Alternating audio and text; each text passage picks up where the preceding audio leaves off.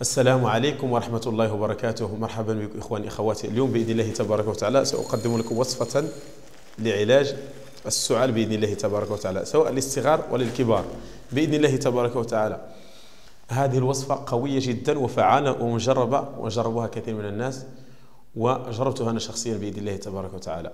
هذه الوصفة لعلاج السعال عندما يكون السعال كثيرا، سواء في يصدر من الصدر يعني صوت كأن هناك جرح في الصدر إلى غير ذلك الأمور، وتكون هذه السعلة يعني حارة شديدة وتشتد عند النوم سواء للأطفال أو الكبار. كيف تقضي عليها؟ ما هي الخطوات؟ ها هي إليكم الخطوات بإذن الله تبارك وتعالى. تأخذ مثلا ثلاث رؤوس بإذن الله من القرنفل للصغار، تضع 3 رؤوس في كأس صغير من الماء، في قليل من الماء تضعهم فيه، ثم تغطيهم بإذن الله تبارك وتعالى ماء عادي، تغطيهم حتى الصباح.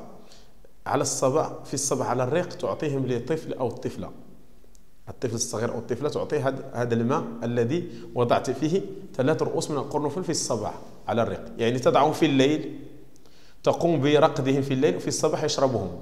يعني أنت يعني تقريبا نقول 12 ساعة تقريبا. إذا قمت بترقيدهم بالليل في الصباح يأخذهم الطفل على الريق بإذن الله.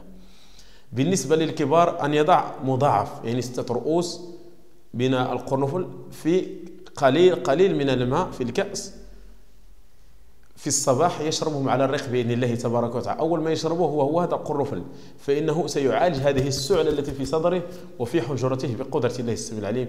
والقرنفل مادة غنية بكثير من المعادن والفيتامينات بإذن الله تبارك وتعالى، وعلاج لكثير من الأمراض بإذن الله تبارك وتعالى، ومنهم هذه السعلة بالذات المجربة.